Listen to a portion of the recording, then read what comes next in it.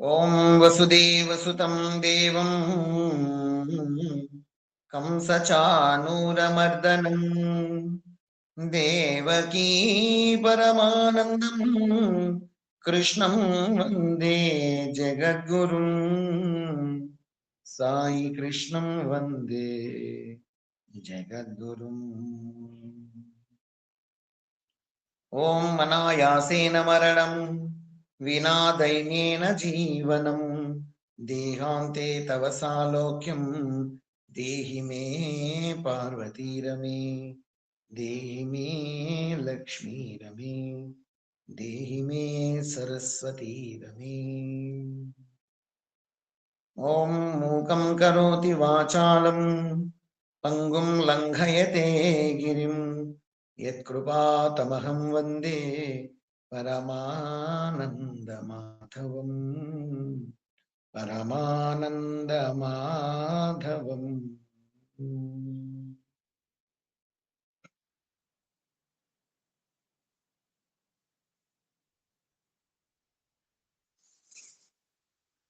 శ్రీకృష్ణ పరమాత్మ సంపూర్ణ అనుగ్రహ కృపా కటాక్ష వీక్షణముల మాటన క్షేత్రపతి అటువంటి ఆ దేవాది దేవుడు శ్రీకృష్ణ పరమాత్మకు సాష్టాంగ దండ ప్రణామాలు సమర్పించుకుంటూ మా గురుదేవులు కేశవానంద స్వాముల వారికి పాద ప్రణామాలు అర్పిస్తూ శ్రీమద్ భగవద్గీత మాతాకు ప్రదక్షిణ నమస్కారాలు అర్పిస్తూ పతంజలి యోగ శాస్త్ర పితామహుడు పతంజలి మహర్షికి సాష్టాంగ దండ ప్రణామాలు అర్పిస్తూ ప్రాణమాత్మ పరమాత్మ స్వరూపులని మీకందరికీ శిరస్సు వంచి నమస్కరిస్తూ శ్రేయ మార్గంలో భాగంగా మనము శ్రీమద్ భగవద్గీతలో గీతా మహత్యంలో 13వ శ్లోకంలో అంటు నుంచి యోగ శాస్త్రంలో అష్టాంగ రాజయోగాలు నియమాలలో సంతోషంలో ఉన్నాం కదా.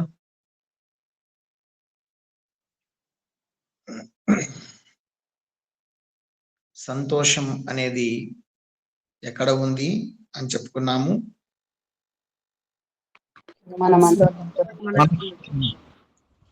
సంతోషం అనేది బయట ఉండేది కాదు, అది మన మనసును విశాలం చేస్తే మన అంతరంగంలోనే సంతోషం గోచరిస్తుంది. మనసు సంకుచితమైతే సంతోషంగా ఉండే సందర్భాలు కూడాను దుఃఖ కూపంలోకి నెట్టేస్తాయి. మనసు కుంచితమైతే, మనసు సంకుచితమైతే సంతోషంగా ఉండే సమయము కూడాను దుఃఖంగా మారిపోతుంది. అదే మనసు విశాలమైతే దుఃఖంగా ఉండే సమయము కూడాను సంతోషంగా మారిపోతుంది. ఈ పాయింట్ రాసుకోండి. ఇది మీకు అందరికీ ఎరుకై ఉంటుంది, అనుభవం అయి ఉంటుంది. మనసు సంకుచితమైతే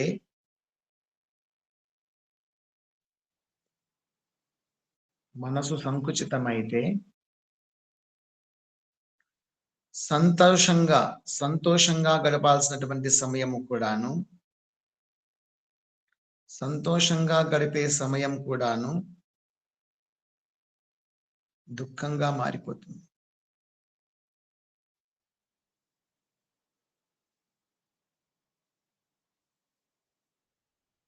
దుఃఖంగా మారిపోతుంది. అదే మనసు విశాలమైతే,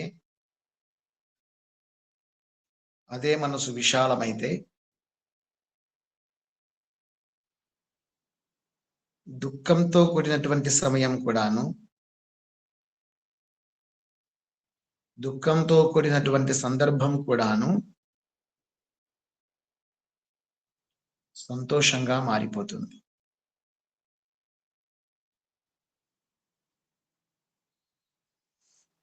సంతోషంగా మారిపోతుంది.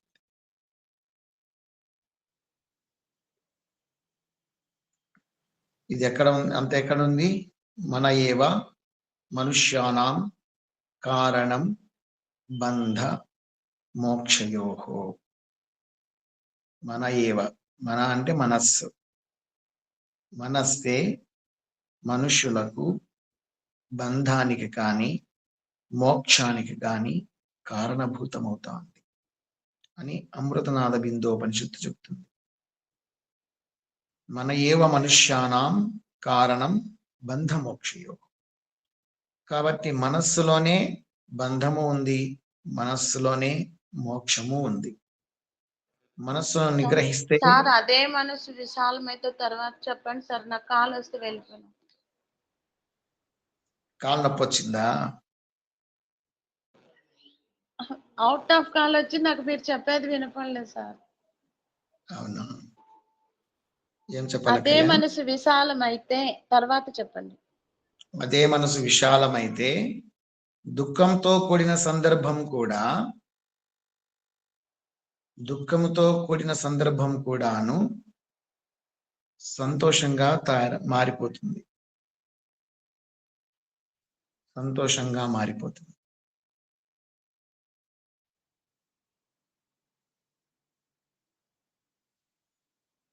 మనం ఎలా ఉండాలి అంటే, ఈ రెండో స్టెప్ చెప్పామే, రెండో పాయింట్, అలా ఉంటేనే ఆధ్యాత్మిక జీవనంలో ఉన్నట్లు మనం. అర్థమైందా? సెకండ్ స్టెప్, సెకండ్ పాయింట్ ఉంది కదా, మనసు విశాలమైతే దుఃఖంతో ఉండే సందర్భం కూడాను సంతోషంగా తయారైపోతుంది. ఆ స్థానంలో, ఆ స్థితిలో మనం ఉండాలి. అలా ఉంటేనే ఓదార్చగలుగుతాం ఇతరులను. మనమే ఏడుస్తూ, మనమే సంకుచితంగా మనసు పెట్టుకొని, మనకు అది లేదని ఇది లేదని, అట్లుందని ఇట్లుందని, అలాంటి వాళ్ళు ఉన్నారు ఇలాంటి వాళ్ళు ఉన్నారు, వాళ్ళ నుంచి దుఃఖం వీళ్ళ నుంచి దుఃఖం, వాళ్ళ అట్లయిపోయింది వీళ్ళ నుంచి ఇట్లయిపోయింది అనుకుంటే నిరంతరము సంకుచిత ఆలోచనలతో, సంకుచిత భావాలతో, లిమిటెడ్ మైండ్తో బతుకుతూ ఉంటే మనం ఇంకొకరికి ఏం చేస్తాము? ఏం మేలు చేస్తాము? ఏం ఓదార్చగలము? ఒకరిని మన ఇంట్లో వాళ్ళనే మనం ఓదార్చుకోలేము. ఇంకా మీ భర్తను మీరు ఓదార్చలేరు, మీ అత్తను మీరు ఓదార్చలేరు, మీ మామగారిని ఓదార్చలేరు, మీ పిల్లల్ని కూడా మీరు ఓదార్చలేరు. ఆలోచన చేయండి. ఆధ్యాత్మిక సాధకుడు అనేటువంటి వాడు విశాలమైన హృదయంతో, బాధల బంద్రీలు లేకుండా, చిల్లర చింతలు లేకుండా, అస్ఖలితమైనటువంటి భక్తి జ్ఞాన వైరాగ్యాలతో విరాజిల్లుతూ ఉంటే, దుఃఖముతో ఉండే వాళ్ళు వచ్చి ఆర్తితో బాధపడుతుంటే వాళ్ళ కన్నీళ్లు తుడిచే అవకాశం ఇతనికి ఉంటుంది. వీడే కన్నీళ్లు గారుస్తూ ఉన్నాడంటే ఎవరిని దగ్గరకు వస్తారు? వాని దగ్గరికి పోతే నాకుండే బాధంగా రెట్టింపు అవుతుంది, నేను వెళ్ళను అంటాడు. అర్థమైంది కదా? ఆధ్యాత్మిక గురువులు కావచ్చు, ఆధ్యాత్మిక పథములో ఉండే సాధకులు కావచ్చు, శిష్యులు కావచ్చు, తాము ఎప్పటికీ అది లేదు ఇది లేదని ఏడ్చే ప్రసక్తిలో ఉండకూడదు. ఉన్న దాంతో తృప్తి పడితే సంతోషం, లేదా లేని దాని కోసం ఆశపడితే దుఃఖం. పాయింట్ రాసుకోండి. మీకు తెలిసినవే, ఏం తెలియనివి కాదు, మీకు తెలిసినవే, కానీ మర్చిపోతూ ఉంటాం. నాకు అది లేదు, ఇది లేదు, అట్లా ఉండింటే బాగుండు, ఇలా ఉండింటే బాగుండు. ఇవే ఆశలు, ఆశాపాశాలు, అవే క్లేశాలు అవుతాయి. ఆశాపాశాలే క్లేశాలు అవుతాయి, మనోక్లేశాలు అవుతాయి.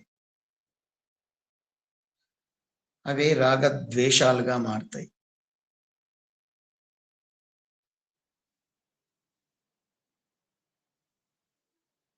ఆశాపాశాలే క్లేశాలు అవుతాయి, మనోక్లేశాలు అవుతాయి.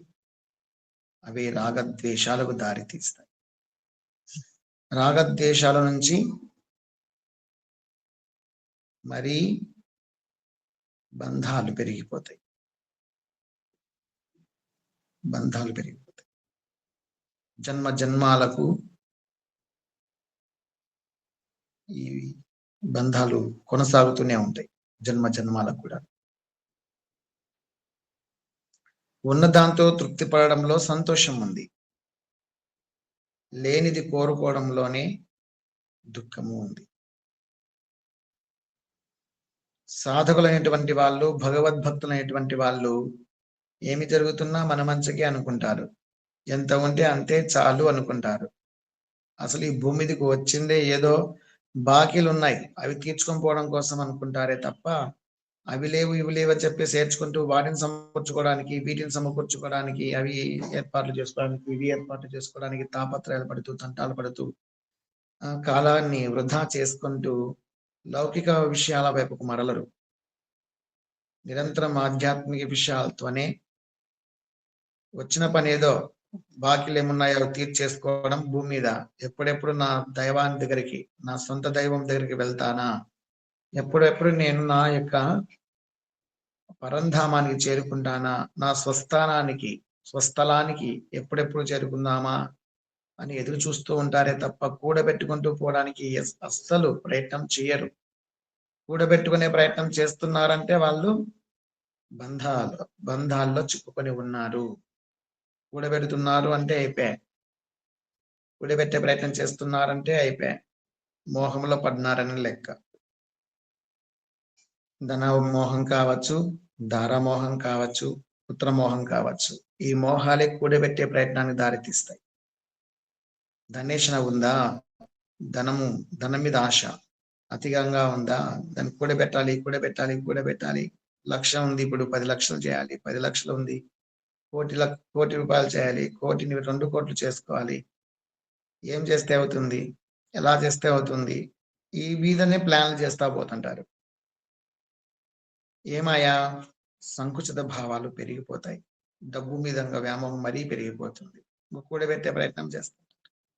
దారేషణ, స్త్రీ వ్యామోహము, స్త్రీలకు పురుష వ్యామోహము, పురుషులకు స్త్రీల వ్యామోహం. ఈ వ్యామోహాలు ఉన్నప్పుడు వాళ్ళను పోషించుకోవడం కోసమైనా, వాళ్ళని రక్షించడం కోసమైనా, వాళ్ళ తన చుట్టూ తిప్పుకోవడం కోసమైనా ధనేషణ వస్తుంది. అంటే ధనాన్ని నిలబెట్టుకోవాలా, ధనాన్ని సంపాదించాలా, ధనాన్ని కూడబెట్టాలా, ఏ విధంగా సాధించాలా, ఇదే సాధన చేసుకుని పోతా అంటారు. పోనీ పుత్రేషణ ఉంటే సంతానం మీద వ్యామోహం. ఆ సంతానానికి ఏ కష్టము లేకుండా చూసుకోవాలా, నా సంతానానికి, నా కుమారులకు ఏ మాత్రమే బాధలు ఉండకూడదు, కష్టాలు ఉండకూడదు, దుఃఖాలు ఉండకూడదు. వాళ్ళు కూర్చొని తిన్నా, జీవిత పర్యంతం కూర్చొని తిన్నా వాళ్ళకు తరగనంత ఆస్తిని ఇవ్వాలి. ఎందుకంటే నా కుమారునికి గిఫ్ట్, బర్త్డే గిఫ్ట్, ఇతను డెత్ డే గిఫ్ట్ కూడా ఇస్తాడు. అతి వ్యామోహం ఎక్కువైతే వాళ్ళు కష్టపడకుండా బతకాలంట, వీళ్ళు మాత్రము ఎంతన్నా కష్టపడచ్చంట. ఇదే అజ్ఞానం అంటే. ఈ విధంగా అజ్ఞానంలో పడిపోయేసేసి పుత్ర వ్యామోహం కొద్దీ కూడబెట్టే ప్రయత్నం చేస్తా పోతారు. ఈ కూడబెట్టే ప్రయత్నం చేసినారంటే రక్షణ చేయాల్సిన బాధ్యత కూడా ఉంటుంది. ఎక్కడ నీకు సంతోషం ఉంటుంది, మనశ్శాంతి ఎక్కడ ఉంటుంది, ప్రశాంతత ఎక్కడ ఉంటుంది, సంతోషం ఎక్కడ ఉంటుంది. కాబట్టి ఈ వ్యామోహాలు మనిషి దుఃఖానికి కారణభూతమవుతాయి.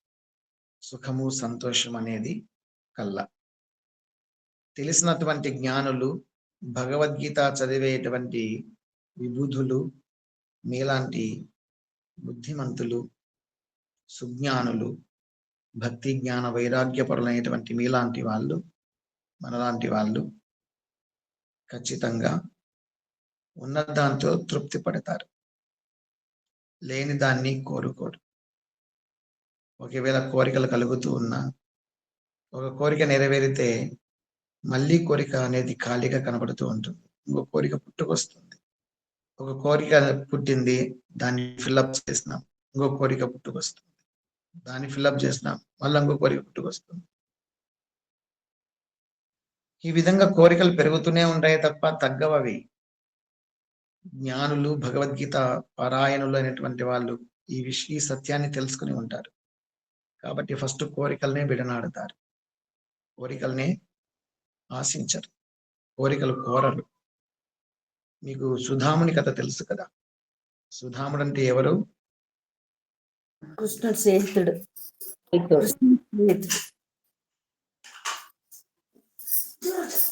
అంటే ఎవరు? కృష్ణుని కృష్ణుని కుచేలుడు సార్. కుచేలుడు శ్రీకృష్ణ పరమాత్మ యొక్క బాల్యమిత్రుడు. అతడు ఒకే గురువు దగ్గరనే కృష్ణ పరమాత్మతో పాటు చేశాడు, విద్యాభ్యాసం చేశాడు. ఆ సందర్భంలో తన పేదరికమో లేకపోతే తెలియనితనమో ఇంటి దగ్గర నుంచి అటుకులు తెచ్చుకొని ఇద్దరు గురువుగారు చెప్పినట్లుగా సమిధలు తేవడం కోసం అని అరణ్యానికి వెళ్ళారు. అరణ్యానికి వెళ్ళి సమిధలు కోస్తున్నారు, అటువైపు ఒకరు ఇటువైపు ఒకరు. అలా కోస్తూ ఉన్నప్పుడు తన ముళ్ళలో తెచ్చుకున్నటువంటి అటుకుల్ని కృష్ణునికి పెట్టకుండా తానే తినేసినాడు అటుకులను. కృష్ణ పరమాత్మ ఏంటి శబ్దం చేస్తున్నావంటే ఏమీ లేదు అన్నాడు. ఇవ్వబడుతుంది అని చెప్పి. బాల్యం చాపల్యం, బాల్య చాపల్యం అంటారు. సరే, కానీ గురువు దగ్గర మాత్రము మంచిగా విద్యలు నేర్చుకున్నారు. ఆనాడు ఈ అటుకులు పెట్టకుండా తిన్న దోషానికి అవే అటుకులు శ్రీకృష్ణ పరమాత్మ మరీ అడిగి ఇప్పించుకుని తిన్నాడు, అతని దరిద్రం పోగొట్టడం కోసం. కృష్ణ పరమాత్మ అప్పుడే పీక్కొని తింటే కనుక దరిద్రమే ఉండేది కాదు, చిన్నప్పుడే కదా. విధి అనేది అట్లా ఉంటుంది, మార్చలేరు దాన్ని. తర్వాత పెద్దవాళ్ళు అయిన తర్వాత గురువు దగ్గర జ్ఞానం నేర్చుకున్న తర్వాత ఇతనికి పరమభక్తి పెరిగిపోయింది. విష్ణు భక్తుడైనాడు సుధాముడు, కుచేలుడు. ఇతడు నిరంతరము శ్రీమన్నారాయణ మంత్రం జపం చేసుకుంటూ శ్రీకృష్ణ పరమాత్మని తలుచుకుంటూ, భగవద్గీత అప్పట్లో లేదు అప్పటికి, కాబట్టి వేదాలు ఉపనిషత్తులు ఇవే చదువుకుంటూ ఇష్టం లేకున్నా వివాహం చేసుకున్నారు, పెద్దలు చెప్పినారు కాబట్టి. సంవత్సరం ఒకరు గంపెడు సంతానం కలిగింది. 21 మంది 22 మంది పిల్లలు పుట్టినారు. వాళ్ళందరినీ పోషించాలి, కానీ నేను కాదు కదా కర్తను, ఆ సర్వేశ్వరుడే నార పోస్తున్నాడు, నీరు పోయకుండా ఉంటాడా ఏంటి అని చెప్పేసి భార్యతో చెప్తూ ఉండేవాడు. తాను ఏదో సంపాదన, చాలని సంపాదనతో కేవలం ఒక పూట గంజి మాత్రమే తాగేటువంటి స్థితితో చాలా పేదరికం అనుభవిస్తూ ఉన్నాడు. అంత పేదరికంలో కూడాను తన భక్తిని వదిలిపెట్టలేదు. చాలు, ఉన్నది చాలు, భగవంతుడు ఏదిస్తే అంతే చాలు, ఈ కోరికలు అంతమే లేదు, కోరిక కొద్దీ కోరికలు పుట్టుకొస్తూనే ఉంటాయి అని చెప్పేసి తెలిసినటువంటి మహాజ్ఞాని అయిన కుచేలుడు, చాలా సాత్వికుడు, నిర్మల హృదయుడు, పరమభక్తుడు, పుణ్యాత్ముడు. నిరంతరం ఆధ్యాత్మిక సాధన తప్ప లౌకిక విషయాల పట్ల ఆసక్తి ఉండేవాడు కాదు. నిరంతరము సాధన, భగవత్ సాక్షాత్కారం కోసం సాధన చేస్తున్న పరమభక్తుడు ఆయన. కుటుంబ పోషణ పరమాత్మదే అనుకుని జీవించేటువంటి వాడు. తన భార్య పోషణ, తన కుటుంబ పోషణ, నా భార్య అనుకోవడానికి ఎవరు, నా పిల్లలు అనుకోవడానికి వీళ్ళెవరు, నేనెవరిని, అసలు నేనే ఒక అనామకుణ్ణి, నేనే ఒక నిస్సహాయుడు, నేనే ఒక కర్మజీవిని, నన్ను చూసుకుని నన్ను చూపెట్టుకుని వీళ్ళంతా పుట్టుకొచ్చినారు. ఈ కర్మజీవి ఏం చేయగలడు వాళ్ళకు? ఆ సర్వేశ్వరుడే కర్మలకు కర్త, కర్మలకు భోక్త, ఆ కర్మలకు ఫలదాత ఆ సర్వేశ్వరుడే కదా. ఆయనే వాళ్లకు నారు పోస్తున్నాడు, నీరు కూడా వేస్తాడు, నీరు కూడా కడతాడు. నేనెందుకు చింతించాలి అని చెప్పేసి ప్రశాంతంగానే గడిపేవాడి తప్ప నాకు అది లేదే ఇది లేదని బాధపడిన రోజులు. కట్టుకోవడానికి బట్టలు కూడా సరిగా ఉండేవి కాదు. ఎన్నో చిల్లులు, ఆ నక్షత్రములు, ఆకాశంలో ఉండే నక్షత్రాలైనా ఎంచవచ్చట, లెక్క పెట్టవచ్చట, కానీ ఈ కుచేలుని వస్త్రాలకు పడిన చిల్లులు ఎంచడానికి సాధ్యం కాదంట. అన్ని హోల్స్ పన్నాయి, అయినా అదే బట్టే వేసుకుని తిరుగుతాడు, అవే బట్టలు వేసుకుని తిరిగేవాడు. అంతటి నిరుపేద స్థితిలో కూడా తృప్తిగా జీవిస్తున్నాడే తప్ప అతనికి ఏమి బాధ లేదు. బాధ అంతా ఎవరికి ఉంది అంటే అజ్ఞానులకే ఉంటుంది. ఇతడు వేదాన్ని వేదాంతాన్ని చదివినటువంటి పండితుడు కాబట్టి నిత్యానిత్య వస్తు వివేకము తెలిసినటువంటి వాడు కాబట్టి అనిత్యమైనటువంటి వాటిని ఆశించడం కంటే నిత్యమైన శాశ్వతమైన సర్వేశ్వరునే కోరుకుంటాను అనేటువంటి పరమ భక్తుడు ఆయన. ఇకపోతే అతని భార్య కూడా అలాగే ఉండదు కదా, మీలాగా గయ్యాలి. మీలాగా గయ్యాలి కాదు, మీలాగా జ్ఞాని కాదు కదా అన్నాను. మీరు మళ్ళీ మీలాగా గయ్యాలి అంటున్నారు. మీరు ఎలా అవుతారు? గయ్యాలి కాదు.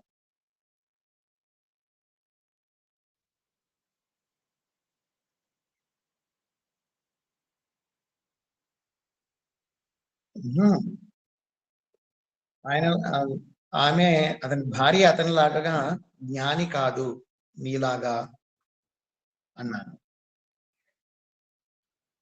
గయ్యాలి అన్నాను. మీరు దాన్ని గ్యాప్ గమనించాలా. గ్యాప్ వల్ల ఎంత తేడా వస్తాయో చూడండి.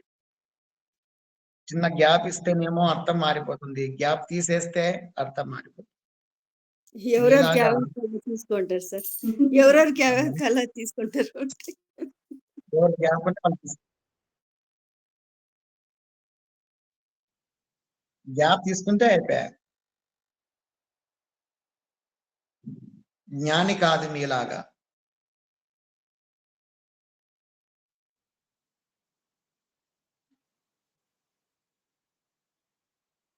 మీలాగా జ్ఞానులు కాదు అంటున్నా. మీలాగా జ్ఞాని కాదు. కొద్దిగా గయ్యాలి. అంటే అప్పుడు గయ్యాలేనా సార్? మిమ్మల్ని అనలేదక్క, జ్ఞాని కాదు మీలాగా గయ్యాలి అన్నాను.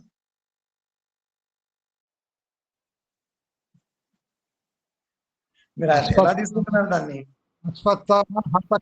కన్ఫ్యూజ్ చేసి పెడతాండారు సార్. అక్క కుంజర అన్నట్టుంది.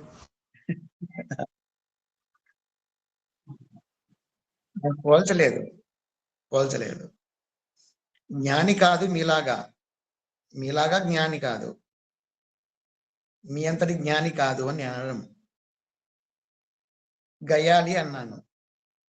గయ్యాలని మీరు తీసుకుంటున్నారు. ఎవరికి ఎలా తగలాలో తగులుతూ ఉంటుంది. గయ్యాలకైతే గయ్యాలలాగా వినపడుతుంది, గయ్యాలు కాదు జ్ఞానులైతే జ్ఞానులము అనిపిస్తుంది. మీకు మీరు తీసుకునే దాంట్లో ఉంటుంది. మీ యొక్క షార్ప్నెస్ మీద ఆధారపడి, మీలో ఉండే సాత్విక గుణాన్ని బట్టి, పాజిటివ్ థింకింగ్ బట్టి అది మీకు అర్థమవుతుంది. ఓకేనా? చింతించకండి, మీరందరూ జ్ఞానులే. ఎలా అవుతారు? గయ్యాలు.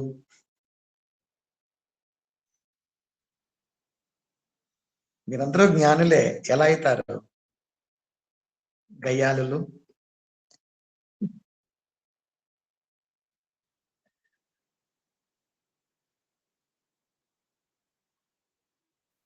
ఇంకా ఎత్తిస్తాండారు సార్. ఏమ్మా? ఇంకా ఎత్తిస్తాండారు సార్. ఎలా అవుతారు? అయ్యయ్యో, మీరు అలా తీసుకుంటే ఎట్లా? మీ పాజిటివ్ థింకింగ్ చేయమని చెప్తున్నాను. మీరు సాత్వికంగా ఆలోచన చేయండి. ఏమో కచ్చ పెట్టుకున్నట్టున్నారు సార్ మీరు. అవునవును. గయాలు ఎలా అవుతారు? ఎలా అవుతారు?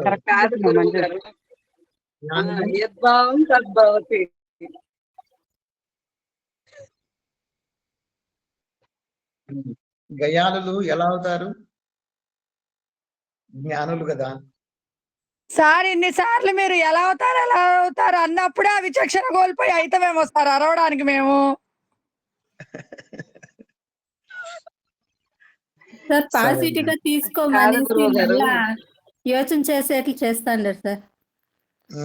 అజ్ఞానంతో కూడిన జ్ఞానులము.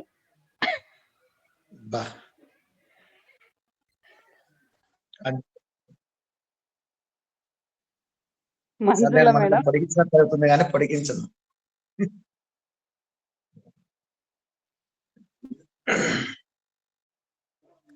ఆ మనం విధంగా సత్సంగం క్లాస్కి వచ్చాము అంటే మనం జ్ఞానులమే. అదే నేను అంటున్నాను. ఎలా అవుతారు అజ్ఞానులు? ఎవరేమన్నా అన్ని నన్నే అంటున్నారనే ఆలోచన తీసుకున్నప్పుడు అవుతారేమో సార్ మరి. ఆ తీసుకునే దాంట్లో ఉంటుంది, అంతే కదా. ఇంతకు మనం ఎవరం అన్నట్టు ఇప్పుడు అసలు కన్ఫ్యూజన్, గయ్యాలమా యద్భావం ఏమైందో అసలు తద్భవతి, మీరు ఎలా అనుకుంటే అలా.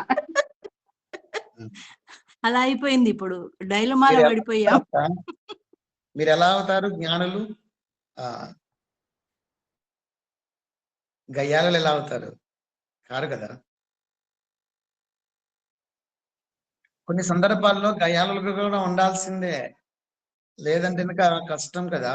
ఈ ఈ జనరేషన్ లో మనం బతకాలి, చక్కగా ఉండాలి అంటే కంట్రోల్లో, అవతల వాళ్ళు కంట్రోల్లో లిమిట్ లో ఉండాలంటే గయ్యాలుగానే ప్రవర్తించాలా, లేదంటే చాలా అపశృతులు దారి తీస్తుంది కదా. ఈ ఉండే జనరేషన్ చాలా ఓవర్ యాక్షన్లతో కూడింది. తోలు వచ్చేటట్టుగా ఉంటేనే దూరంగా ఉంటారు, గయ్యాలతనంతో ఉంటేనే దూరంగా ఉంటారు.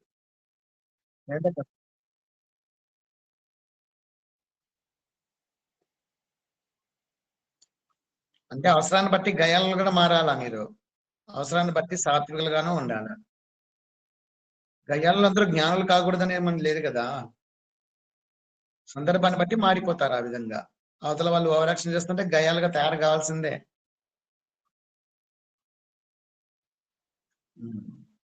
అందరూ కూడా అలాగే ఉంటారు. కాబట్టి మీరు 2 రకాలుగాను అనుకోవచ్చు, మీ ఇష్టం. కానీ కుచేలుని భార్య కాస్త కుటుంబ బాధ్యత ఉంది కాబట్టి, కొద్దిగా సంసార పక్షాన్ని మనసు ఉంది కాబట్టి, నా భర్త ఏంటి నన్ను సరిగా చూసుకోడు, నా పిల్లల్ని సరిగా చూసుకోడు, సంసారం గురించి సరిగా పట్టింపు లేదు, సంపాదన గురించి ఆలోచన లేదు, ఎంతసేపు నారాయణ మంత్రం జపం చేసుకుంటూ, భజన చేసుకుంటూ, భక్తి చేసుకుంటూ, సద్గ్రంథాలు వల్లే వేసుకుంటూ కాలక్షేపం చేస్తున్నాడే తప్ప సంసార పోషణ గురించి ఆలోచన చేయట్లేదే అని చెప్పేసి ఆమె ఆలోచన చేస్తుంది. భర్త ఎట్లా ఉన్నా భార్యకు తప్పదు కదా.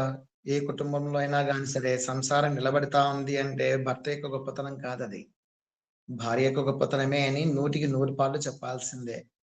ఎందుకంటే ఆ ఓర్పు, ఆ నేర్పు, ఆ సహనము, ఆ శాంతము, ఆ ఒద్దిక, ఆ పొందిక అంత సులభంగా మగవాళ్ళకు రాదు, ఆడవాళ్ళకే అది సాధ్యం అవుతుంది. ఇంట్లో ఒక 4 రోజులు ఆడవాళ్ళు లేకపోతే ఆ ఇల్లు ఇల్లులాగా ఉండదు, వల్లకాడులాగా ఉంటుంది. ఎక్కడ వస్తువులు అక్కడే, ఎక్కడ దుమ్ము అక్కడే, ఎక్కడ ధూళి అక్కడే, ఆడ వేసిన బట్టలు ఆడే, ఆడ వేసిన పాత్రలు ఆడే,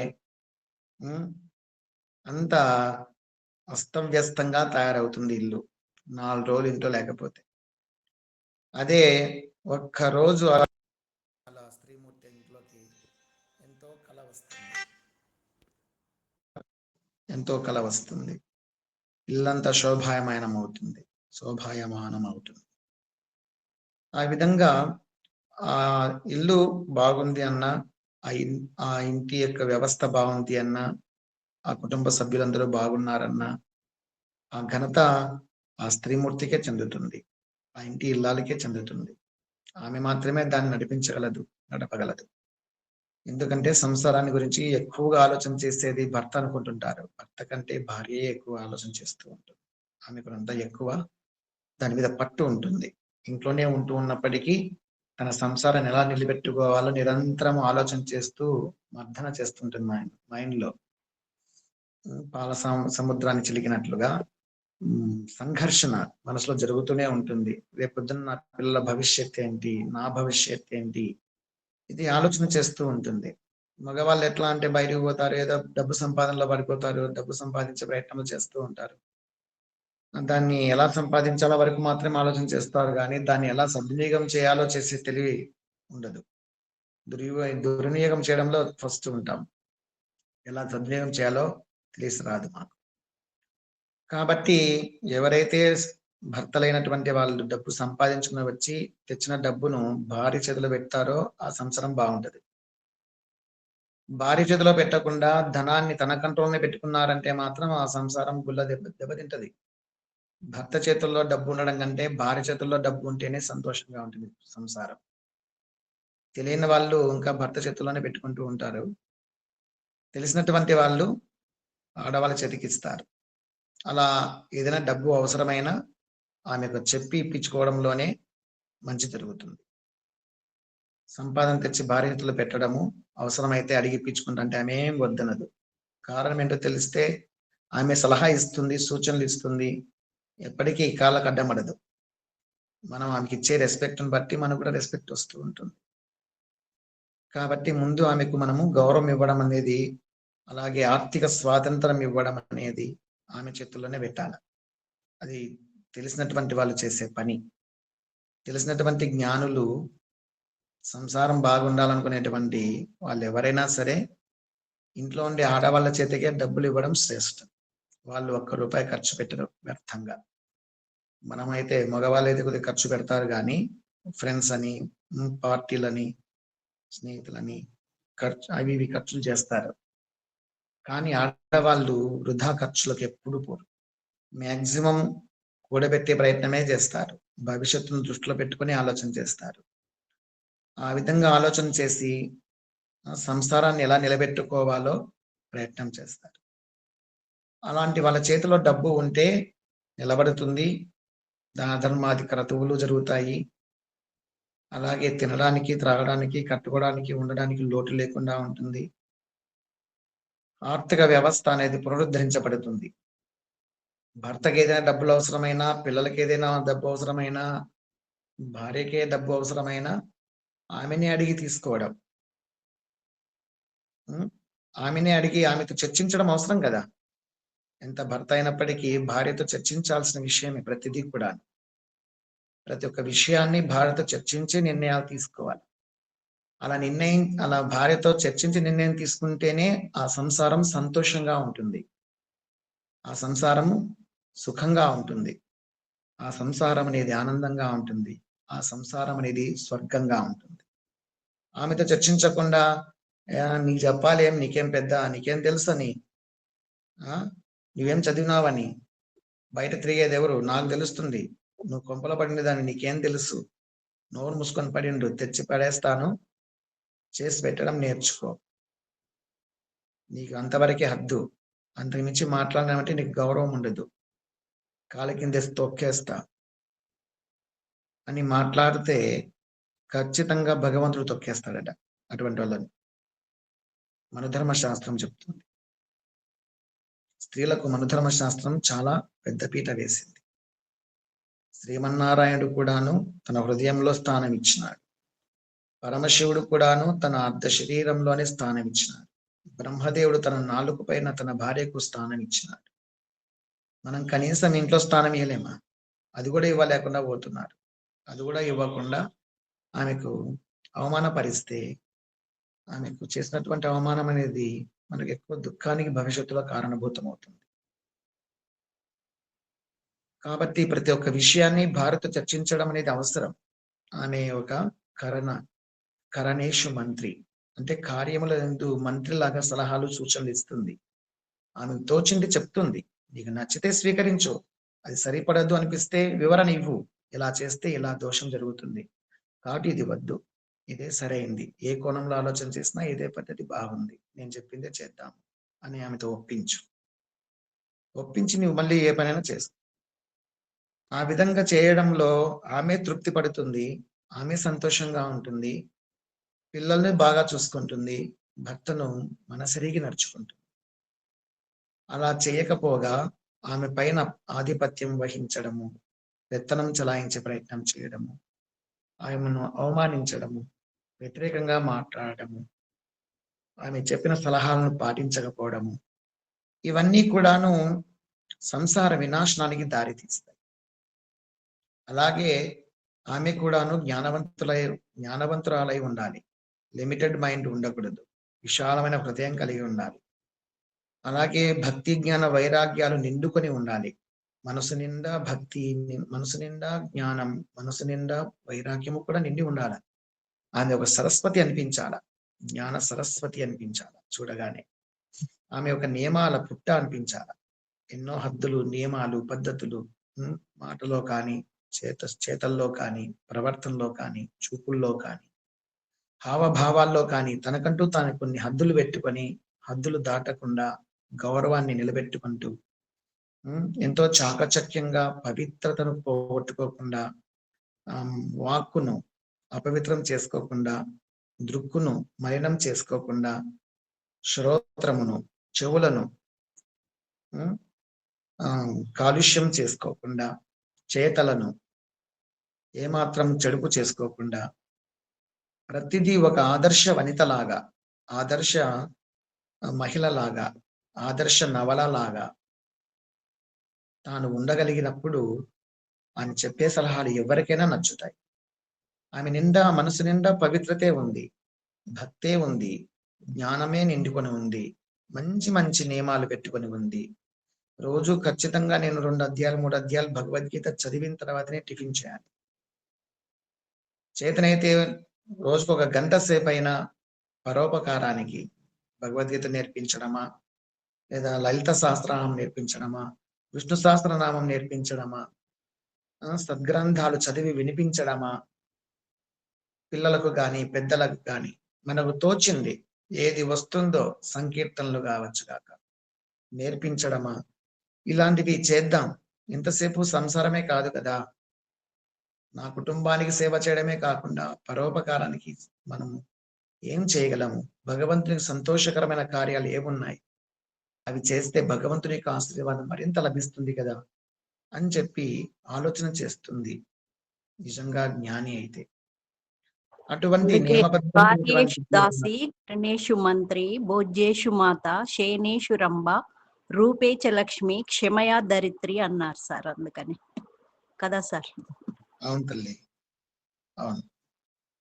ఆ విధమైనటువంటి లక్షణాలు మనలో నింపుకోవాలి. అలా నింపుకున్నప్పుడు నీ మాటకు ఎందుకు పవర్ రాదు, నువ్వు శాసిస్తే అది జరిగిపోతుంది అంతే.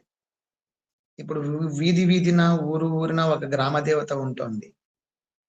అంకాలమ్మ అని, కోలేరమ్మ అని, పోలేరమ్మ అని, సుంకులమ్మ అని, పుల్లమ్మ అని, ఎల్లమ్మ అని, పోలేరమ్మ అని, ఇంకా మారెమ్మ అని, కదరమ్మ అని, రద్దకమ్మ అని, ఇలా ఎవరు వీళ్ళందరూ? వీళ్ళందరూ స్త్రీమూర్తులే. వీళ్ళందరూ ఒకప్పుడు మనలాగా మనుషులాగా పుట్టినటువంటి వాళ్ళే.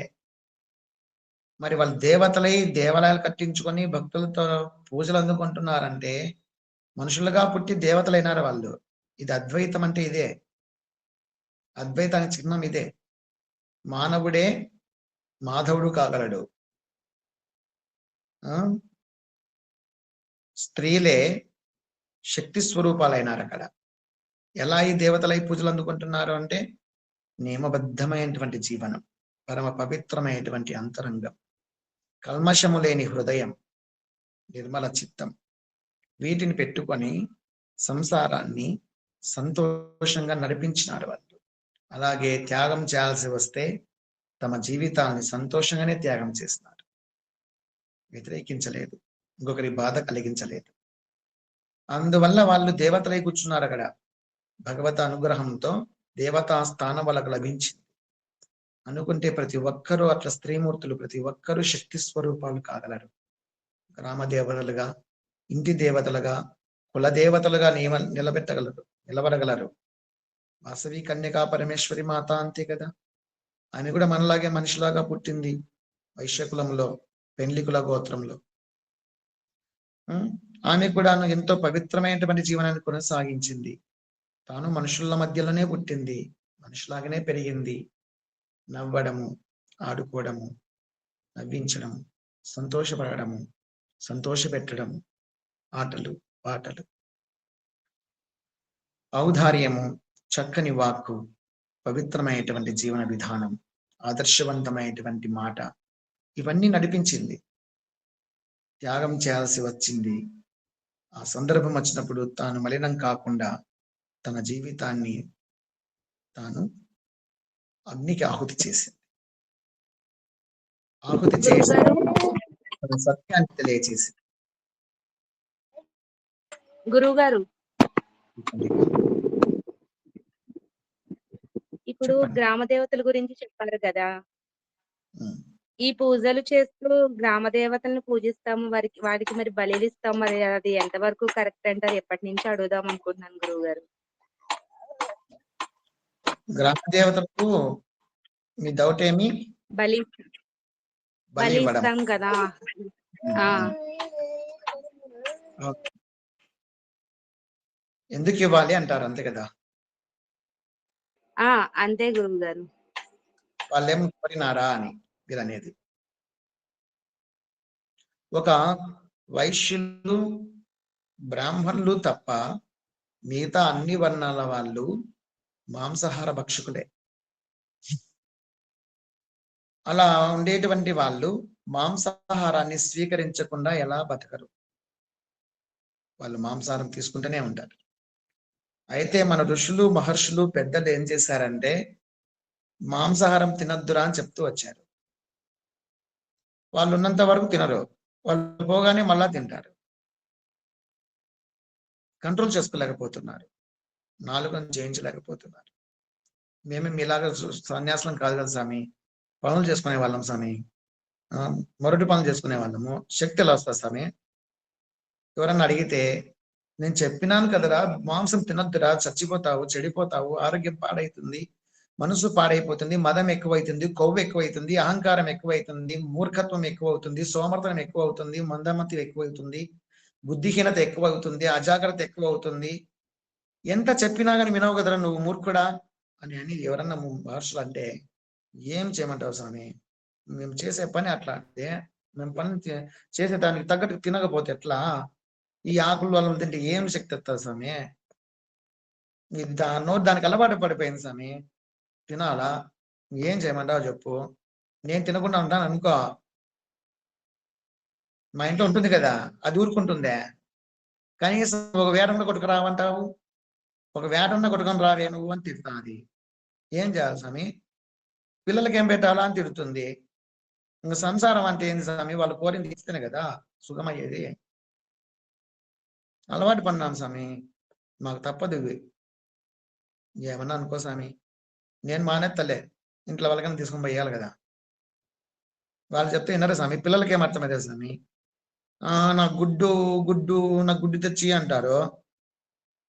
ఇలా స్వాములతో మాట్లాడుతున్నారు. నాకు కోడి కావాలని, జింక మాంసం కావాలని, ఇదేది కుందేలు మాంసం కావాలని ఇట్లా అడుగుతుంటారు పిల్లలు. వాళ్ళకి తెచ్చి పెట్టాలి కదా స్వామి. ఏ తల్లి అయినా పిల్లలకి ఏం కోరితే తెచ్చి పెడితే దాంట్లో తృప్తి ఉంటుంది కదా స్వామి. పక్కింటి వాళ్ళు తెచ్చుకుని తింటుంటారు స్వామి, మా ఇంటి వాళ్ళు చూస్తూ ఉంటారంట. ఏం బాగుంటుంది స్వామి చెప్పు? పక్కింటిలో ఎదురింటి తెచ్చుకొని బయట చేపలు కోసుకుంటా ఉంటారు, బాగా తిప్పుతుంటారు వరుస పెట్టి, కసా కసా కసా. వాళ్ళ ఇంట్లో వంట చేస్తే ఈ దాకా కనబడుతుంది వాసన. ఆ స్మెల్ చూస్తూ బతకలేం కదా స్వామి. తిననోరు పిల్లలందరూ కూడా వాళ్ళ ఇంటి దగ్గర పోయి కూర్చొని నిలబడి చూస్తుంటారు. మన పిల్లలు వాళ్ళ దగ్గర పోయి చూస్తుంటే వాళ్ళు తింటుంటే ఏం బాగుంటుంది స్వామి? ఇది పరిస్థితి. ఇవన్నీ చెప్తే నువ్వు ఏడరా, నేనేం చెప్పగలరా నీకు? నేనేం చెప్పగలను? మీ బతుకులు మీవి ఏమైనా చేసుకోండి, చెప్పి సాలైంది అని చెప్పేసి వాళ్ళ ఆశ్రమానికి పోయి స్వాములు ఆలోచన చేసి, ఋషులు మహర్షులు సరే వీళ్ళు మాంసాహారం తినడం మానేయరు, కానీ ప్రతిదీ భగవంతునికి అర్పించి తినడంలో పవిత్రత వస్తుంది, భక్తి జ్ఞానాలు వర్ధిల్లుతాయి. కాబట్టి ఆ తినే మాంసాన్ని ఏందో అర్పించడం మొదలు పెట్టిద్దాం. భగవంతుని కూడా అర్పించి చేయడం అలవాటు చేయిద్దాం. శక్తి స్వరూపిణైనటువంటి అమ్మవారు సకల స్త్రీమూర్తులై ఉన్నది. ఆదిశక్తి ఈ ప్రపంచమంతా ఎన్ని జీవరాశులు ఉన్నాయో స్త్రీలింగంలో ఉండే సకల జీవరాశి కూడాను ఆదిశక్తి స్వరూపమే. పుంలింగంలో ఉన్నటువంటి ప్రతి ప్రాణి కూడాను ఆ యొక్క ఆదిదేవుని అంశయే. కాబట్టి గ్రామ దేవతలందరూ ఎవరు అంటే ఆ ఆదిశక్తి యొక్క ప్రధాన అంశాలు. కాబట్టి ఆదిశక్తి అయినటువంటి ఆ తల్లి దుష్ట సంహారం కోసము ఎంతో మంది రాక్షసుల్ని తాని మింగేసింది, తినేసింది, నమిలింది, పట నమిలి మింగేసింది కూడా. మహిషాసురుడికి ఇద్దరు కుడి భుజం ఎడభుజం లాగా ఉండే వాళ్ళు ఇద్దరు ఉన్నారు. మహిషాసురుడు కాదు, శుంభుని శుంభులకు. శుంభ నిశుంభులు అనేటువంటి ఇద్దరు రాక్షసులు ఉండేవాళ్ళట. ఆ శుంభ నిశుంభులు అనేటువంటి ఇద్దరు కూడాను గొప్ప రాక్షసులు. శుంభుడు అన్న, నిశుంభుడు తమ్ముడు. ఈ సమస్త భూమండలాన్ని స్వర్గాధిపత్యాన్ని కూడా సాధించినాడు, జయించినాడు. ఆ శుంభుని శుంభుల దగ్గర ఇద్దరు చండముండులు అనేటువంటి రాక్షసులు ఎదురున్నారు, చంద్రుడు ముండు అని. వాళ్ళిద్దరూ ఆకాశ మార్గంలో పోతూ ఉంటే స్వర్గాన్ని ఆక్రమించినారు కదా వీళ్ళు, ఈ యొక్క శుంభని శుంభులు. దేవతలు చిల్లాచిద్దరైపోయి ఒక చోట చేరుకొని అమ్మవారిని స్తుతిస్తే గంగానది తీరాన పార్వతీమాత స్నానానికి వచ్చి ఉంటుంది హిమవత్ పర్వత ప్రాంతాలలో. ఆ మానస సరోవరం సన్నిధానంలో ఆ సందర్భం, ఆ ప్రదేశంలో వాళ్ళు అక్కడంతా చేరుకొని అమ్మవారిని స్తుతిస్తూ ఉంటే అదే సమయానికి స్నానానికని పార్వతీమాత వస్తుంది. పార్వతీమాత అక్కడికి స్నానానికని వచ్చినప్పుడు ఆ స్తోత్రాలను వినపడుతూ ఉన్నాయి ఆ తల్లికి. మీరు ఎవరి గురించి స్తుతిస్తున్నారు అని అమ్మవారు అడుగుతుంది. దేవతల్ని అడిగితే అమ్మవారి యొక్క హృదయాంతరంగంలో నుంచి బయటికి చీల్చుకొని ఆమెకు తెలియకుండా ఒక అమ్మవారు వస్తుంది. ఆమె పేరే కౌశికి అంటారు. కౌశికి ఆ అమ్మవారు బయటకు వచ్చింది. ఆమెయే సరస్వతీ మాత కూడా. ఆమెయే సరస్వతీ మాత, మహాసరస్వతి అంటారు, కౌశికి అని కూడా అంటారు. ఆ అమ్మవారు బయటికి రాగానే దేవతలందరూ కూడా చేతులెత్తి నమస్కరించినారు. నా గురించే వాళ్ళు స్తుతిస్తున్నారని చెప్పి ఆ తల్లి పార్వతీమాతకు చెప్పింది. ఎప్పుడైతే ఆ అమ్మవారు మహాశక్తి మహాసరస్వతి మాత బయటికి వచ్చిందో, తెల్లని శరీరంతో దేదీప్యమానంగా వెలుగొందుతూ పక్కకు వచ్చిందో, పార్వతీమాత నల్లగా మారిపోయింది. కాళికాదేవిలాగా తయారై ఆమె కాంతి ఈమెకు వచ్చేసి, నా గురించి వచ్చినారు, నా గురించి స్తోత్రం చేస్తున్నారు దేవి అని చెప్పింది. ఓహో అని అమ్మవారు పక్కకి వెళ్ళిపోతుంది. తర్వాత సరస్వతి మాతను వాళ్ళందరూ పాదాలకు నమస్కారం చేసి కౌశికి మాతకు ప్రదక్షిణాలు చేసి అందరూ స్తుతించి చెప్పినారు, ఈ విధంగా చేస్తున్నారమ్మా, దుర్మార్గులు మా రాజ్యాన్ని ఆక్రమించినారు స్వర్గలోకాన్ని అంటే, సరే నేను కాపాడుతానని చెప్పింది అమ్మవారు. వాళ్ళందరూ కూడా అమ్మవారిని స్తుతిస్తూ సేవిస్తూ అక్కడే ఉన్నారు. ఆ సన్నివేశాన్ని పైన పోతూ ఆకాశ మార్గంలో చండముండులు అనేటువంటి ఇద్దరు రాక్షసులు చూస్తారు. చూసి ఆమె సౌందర్యాన్ని ముగ్ధులై ఈ శుంభునికి చెప్తారు వచ్చి. శుంభని శుంభుల్లో శుంభుడు అనేటువంటి వాడు రాజు. అతను చెప్తే అతనితో చెప్పడం ఏం చెప్పారంటే, ఈ సమస్త భూమండలంలో ఉండవలసినటువంటి విలువైన వస్తువులన్నీ నీ దగ్గరే ఉన్నాయి, కానీ ఒక విలువైన కాంతామణి ఆ హిమత్ పర్వత ప్రాంతాల్లో చాలా దేదీప్యమానంగా వెలుగొందుతోంది. ఎక్కడ ఏ విలువైన వస్తువున్నా నీ సన్నిధానాన్ని చేరవలసిందే కదా. ఆవిడ నీకు భార్య కావాల్సినటువంటి అందగత్య, ఆమెను వివాహం చేసుకోసామి అని వీళ్ళు వచ్చుకున్నాడు. అవునా, అంత సౌందర్య రాసిన అని చెప్పేసి, సరే మీరు పోయేసి ముందు ధూమ్రాక్షుని అనేటువంటి ధూమ్రాక్షుని పంపిస్తారు. ఎట్లో గట్టా చెప్పి సంధి చేసుకొని పిలుచుకురండి, లేదంటే జుట్టు పట్టుకొని ఈడ్చుకొని రావాల్సి వస్తుందని చెప్పండి చెప్పి పంపించాడు ధూమ్రాక్షుని. వాడు కొంత సైన్యం వేసుకుని వెళ్ళాడు. వెళ్ళి అమ్మవారి దగ్గరికి పోయి అంతా చెప్పాడు. ఈ విధంగా మా రాజు మిమ్మల్ని ఇష్టపడుతున్నాడు, పెళ్లి చేసుకుంటాడంట. అంతటి గొప్ప రాజు నీకు భర్త కావడం ఎంతో అదృష్టము, కాబట్టి సగౌరవంగా ఆహ్వానిస్తున్నాము, రండి. ఒకవేళ నేను కాదు కూడదు అన్నావంటే జుట్టు పట్టుకుని ఈడ్చుకుని పోతాను. నువ్వు అంత పనైనా చేస్తావు నాయన, కానీ అజ్ఞానంతో తెలియనితనంతో నా మూర్ఖత్వంతో నేను ఒక నిర్ణయం తీసుకుని ఉంటిని, బాల్య చాపల్యంతో. ఏమిటా నిర్ణయం అంటే, నన్ను యుద్ధంలో తన శక్తి సామర్థ్యాలతో నన్ను ఓడించి జయించినటువంటి వాడిని వివాహం చేసుకుంటాను అని తెలియనితనంతో నేను ఆ విధంగా నిర్ణయం తీసుకొని శపథం చేసి ఉన్నాను. అందువల్ల మీ రాజుకు చెప్పండి నాతో యుద్ధం చేసి నన్ను గెలుచుకోమని అని చెప్పింది. అంటే వాళ్ళకి పిచ్చి కోపం వచ్చింది. ఒక అబలవు దేవాది దేవతలందరూ కూడా భయపడి వస్తారు మా రాజుతో యుద్ధం చేయడానికి, ఇంద్రాది దేవతలు కూడా భయపడి వస్తారు, వణికిపోతారు. ఒక అబలవు స్త్రీమూర్తివి, సున్నితమైన దానవు, నువ్వు ఆ యుద్ధం చేసేది, చిచి మూర్ఖురాలుగా ప్రవర్తించవద్దు, నోరు మూసుకొని వచ్చేయి అన్నాడు. కావచ్చు, మీ రాజుతో చెప్పండి, పర్వాలేదు. నా శబ్దం నేను మార్చుకోలేను కదా. మీరు అలా అయినా చేయగలరు, నన్ను ఈడ్చుకొని పోగలరు కూడా. కానీ ఈ విషయం మీరు రాస్తూ చెప్పండి. చెప్పేది చెప్పేది లేదు, ఈడ్చుకొని పోతా అని చెప్పేసి మీదకి వచ్చారు. వస్తే కంటి చూపుతోనే అని అంతే. ఒకసారి అనేటప్పటికీ ఆ కంటి చూపుతోనే వాడి కాలి బూడిదైపోయినాడు. వానితో పాటు వచ్చిన సైన్యం మీదకి వచ్చేస్తే సింహం తన దగ్గర అమ్మవారి దగ్గర ఉంటుంది, సింహవాహిని ఆమె. ఆ సింహరాజుపై మొత్తం వేల మందిని చీల్చిపడేసింది. ఆ వార్త వాని తెలిసి చండాముండుల్ని పంపించినాడు. ఆ చండాముండులు కొంత వేల మంది సైన్యాన్ని పిలుచుకొని, చండముండులు ఇద్దరు కూడా, చండముండాసులు లక్షలు, వేలు కాదు లక్షల్లో. పదాతి దళం ఉంది, అశ్వదళము ఉంది, గజదళం ఉంది, రథదళం ఉంది. రథదళం అంటే రథం మీద ఉన్నటువంటి వాళ్ళు. ఒక రథంలో 2 గుర్రాలు ఉంటాయి. రథానికి రథ సారథి ఉంటాడు, కూర్చొని యోధుడు ఉంటాడు యుద్ధం చేయడానికి. రథ చక్రాలకు రక్షకులుగా 2 ఉంటారు, ఆ వాళ్ళొకరు ఈ వాళ్ళొకరు. ఆ విధంగా 4 ఉంటారు అక్కడ. 4 ఉంటారు. 2 గుర్రాలు ఉంటాయి ప్రాణంతో.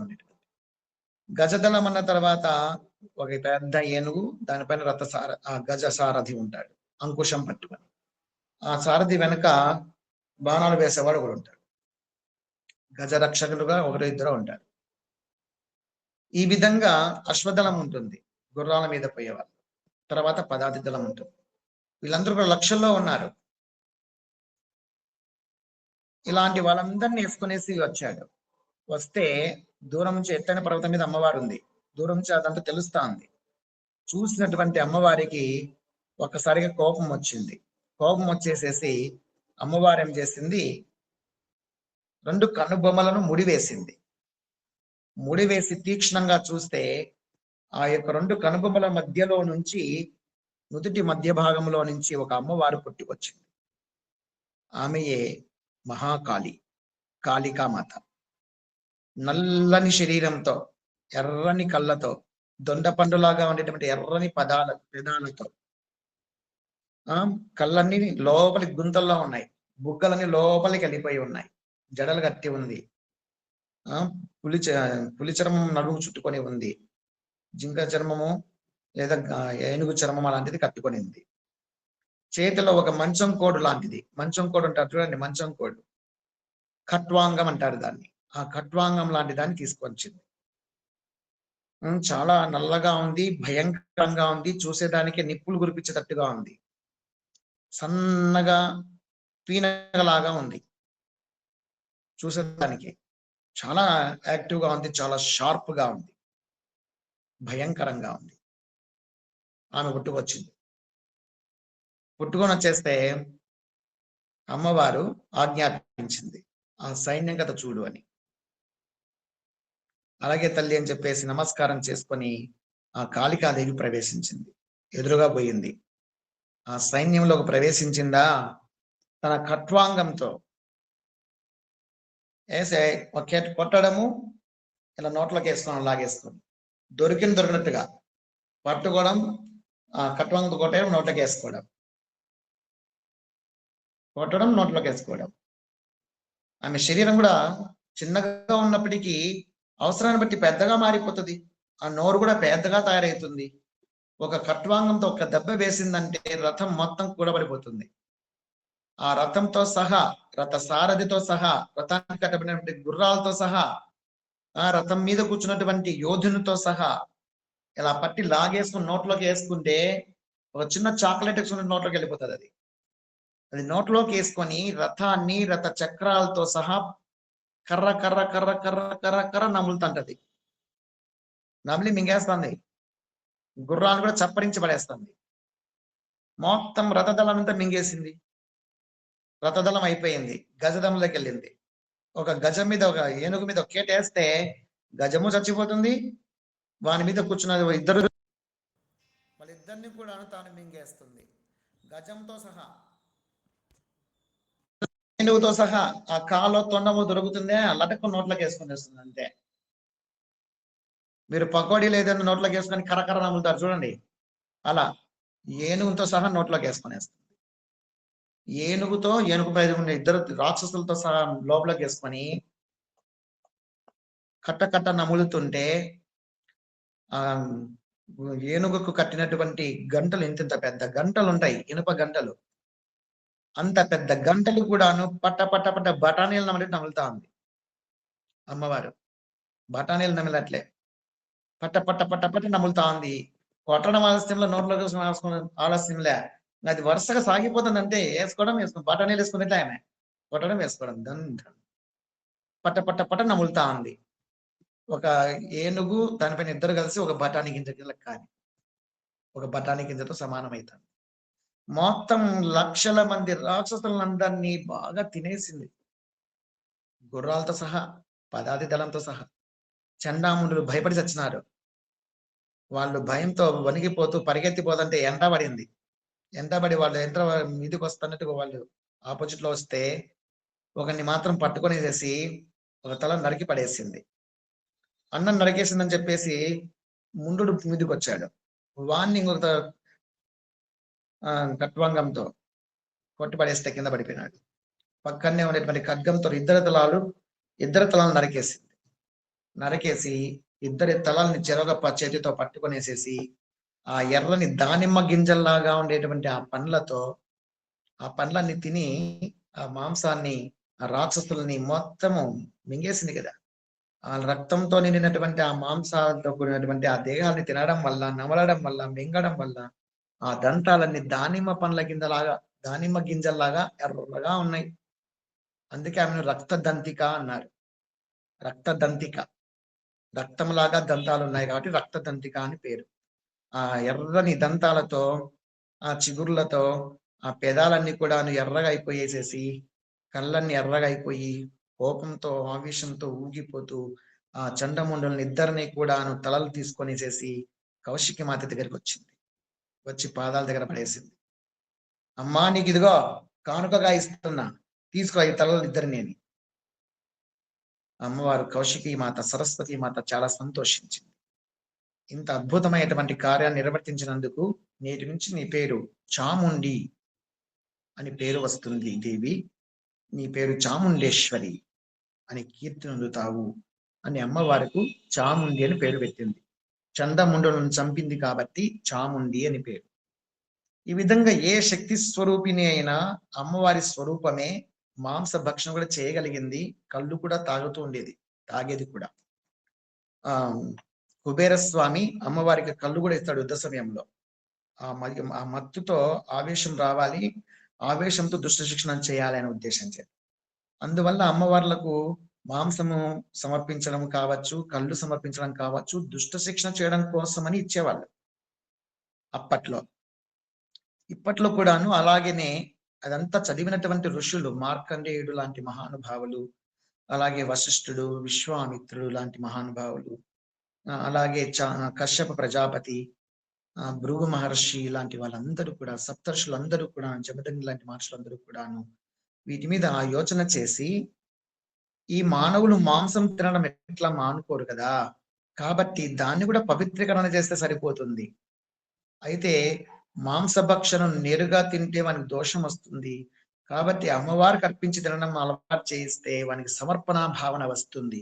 అమ్మవారికి సమర్పించి తినడం వల్ల వానిలో భక్తి పెరుగుతుంది, మరింత ఆధ్యాత్మిక పథం వైపు మరలుతాడు, లేదంటే సంసార పక్షంలోనే ఉండి సర్వనాశనం అయిపోతాడు అని చెప్పేసి ఋషులు మహర్షులు ఏం చేశారంటే, అమ్మవారి శక్తి స్వరూపినికి, ఆ యొక్క గ్రామ దేవతలకి, దేవతల రూపంలో ఉండేదంతా ఆదిశక్తియే కాబట్టి ఈ యొక్క బలి ఇచ్చి తినరా బాబు, మీరు ఎట్లా తినడం మానేయరు, ఆ తినేదేందో మీ కోరికలు నెరవేరుస్తుంది మీ గ్రామ దేవత. కాబట్టి అమ్మవారి దగ్గరికి వెళ్ళి ఆ మేకనో, గొర్రెనో, కోళ్లనో మీరు తినేటివి ఏంటివో అమ్మవారి దగ్గర ఖండించి అమ్మవారికి బలి ఇచ్చినట్లు అవుతుంది. ఆ రక్త తర్పణ చేసి అమ్మవారిని శాంతింప చేయండి. దుష్ట శిక్షణ చేస్తుంది, శిష్ట రక్షణ చేస్తుంది, పాదదాసులైన వారిని చల్లగా కాపాడుతుంది. కాబట్టి అమ్మవారు శాంత స్వరూపినిగా తయారవుతుంది. కాబట్టి మీరందరూ పోయి చేసేదెందో మీకై మీరే తినకుండా మీ గ్రామ దేవతకు పోయి నమస్కారం చేసి ఆ చుట్టూ ప్రదక్షిణం చేసి అమ్మవారికి దానిని మీరు తినబోయేటువంటి దాన్ని బలి ఇచ్చి అమ్మవారికి సమర్పించి మీరు తెచ్చుకొని తినండప్ప, భక్తి చేసుకోండప్ప, ఏదో విధంగా దారిలో ఉండండప్ప, డైరెక్ట్ గా తినద్దండి, దరిద్రము అనారోగ్యము సంసారం చెడిపోతుందప్ప అని మార్గం ఏర్పాటు చేస్తున్నారు. అందువల్ల అనాది నుంచి అప్పటి నుంచి మానవులందరూ కూడాను, మాంసాహార భక్షకులందరూ కూడాను ఆ విధంగా అర్పించి తినడం అనేది ఒక సాంప్రదాయంగా పెట్టుకున్నారు. అమ్మవారు దాన్ని స్వీకరిస్తూ వచ్చింది. దాన్ని మనం దోషంగా పరిగణించడానికి లేదు. అమ్మవారు ఏం కోరలేదు, కానీ కోరకున్నా కోరినా వీడేం మానడు కదా, మానవుడు తినకుండా మానడు కదా. కాబట్టి అర్పించి తినడంలో అర్పణ భావన ఉంది కాబట్టి భగవత్ సాక్షాత్కారం కూడా లభించే అవకాశం ఉంది. అమ్మవారి యొక్క ఆశీర్వాదము లభిస్తుంది, వీళ్ళలో భక్తి భావము పెరుగుతుంది. లేదంటే మరింత కర్కశత్వము, కఠినత్వము, దుర్మార్గత్వము, వ్యామోహాలు, కక్షలు, కార్పణ్యాలు, అహంకారాలు పెరిగిపోయి సమాజం అనేది పాడైపోతుందనే ఉద్దేశం చేత ఆ విధమైనటువంటి ఏర్పాట్లు చేస్తున్నారు. కొంతమంది అమ్మవార్లు శాంత స్వరూపులుగా ఉంటారు. వాళ్ళు మాంసభక్షణ స్వీకరించరు, బలి ఇవ్వాలని కోరరు. అలా ఉన్న వాళ్ళు కూడా ఉన్నారు. మా ఊరి దగ్గర ఉండేటువంటి రొద్దకాంబ వారింది. అమ్మవారు సాత్వికరాలే, మాంసం తీసుకోదు. పక్కనే పోలేర మారెమ్మ గుడి ఉంది. అలాగే రేణుకాలమ్మ దేవత కూడాను తీసుకోదు. ఊరి మారెమ్మ దేవతలు స్వీకరిస్తారు. ఈ విధంగా ఏదో విధంగా భక్తిపథంలో ఉండడమే లక్ష్యం అనే ఉద్దేశం చేత పెట్టింది.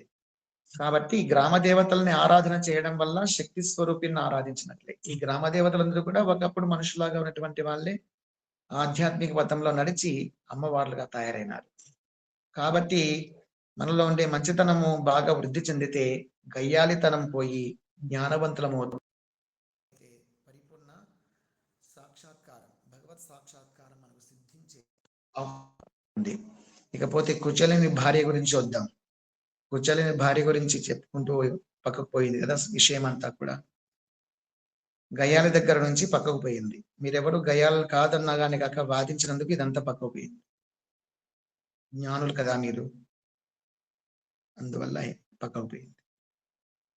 ఇకపోతే కుచలిని యొక్క సన్నివేశం గురించి రేపు చెప్పుకుందామని తెలియజేస్తూ, రేపు కాదులేండి మర్నాడు ఈ 4 మాటలు నా నోట పలికించినటువంటి ఆ దేవాది దేవుడు శ్రీకృష్ణ పరమాత్మ పాద పద్మాలకు పుష్పాలుగా సమర్పిస్తూ మనకందరికీ త్రికరణ శుద్ధి, దిగుణాతీత స్థితిని, స్థిత ప్రజ్ఞతను, విశాలమైన హృదయాన్ని, ప్రశాంతమైన జీవితాన్ని, లోక కళ్యాణకారక బుద్ధిని, అనంతరింక భక్తులు పొందవలసినటువంటి అన్ని అర్హతలను ఆ శ్రీకృష్ణుడు ప్రసాదించి చల్లగా కాపాడుగా కానీ ప్రార్థిస్తూ ఇంతటితో ముక్తాయం చేస్తాను. హరి ఓం తత్సత్. ఓం సహనావతు సహనౌ భునక్తు సహ వీర్యం కరవావహై తేజస్వినావధీతమస్తు మా విద్విషావహై.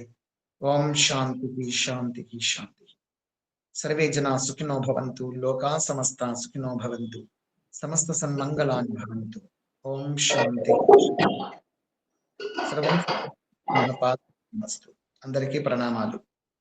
జై శ్రీరామ్ సార్. జై శ్రీరామ్ సార్. జై శ్రీరామ్. జై శ్రీకృష్ణ సార్. జై శ్రీరామ్ గురుగారు. జై శ్రీరామ్ సార్. భార్యకు కూడా కొన్ని నిబంధనలు పెట్టినాడు.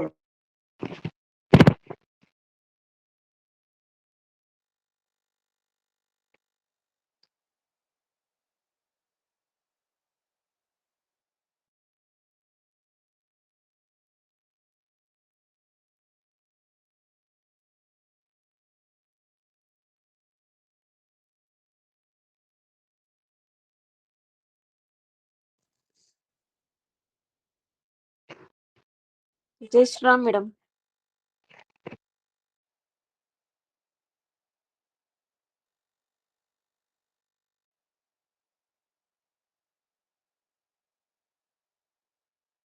జై శ్రీరామ్ మేడం. జై శ్రీరామ్ అందరికి. జై శ్రీరామ్ మేడం. జై శ్రీరామ్ అందరికి. జై శ్రీరామ్ అండి అందరికి. జై శ్రీరామ్ మేడం అందరికి.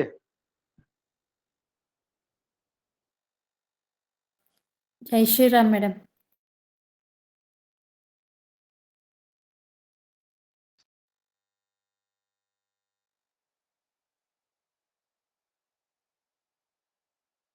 జై శ్రీరామ్ మేడం.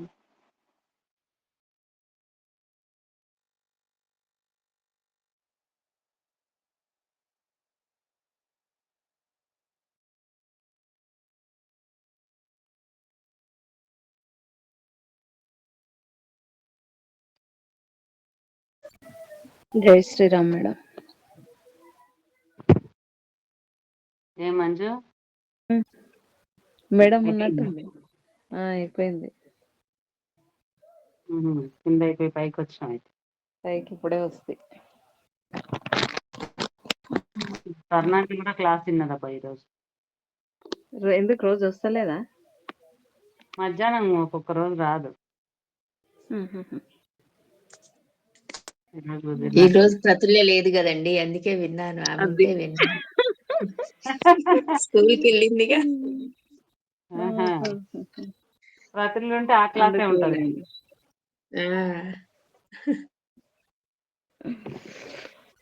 ప్రతులు ఉంటే అదే క్లాస్ ఉంటది. ప్రతులు ఎంతవరకు వచ్చింది?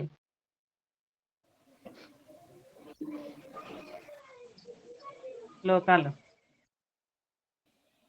4 నుంచి 10 శ్లోకాల వరకు వచ్చినాయి. చెప్తుందా మంచిగానే? వచ్చినాయి. 4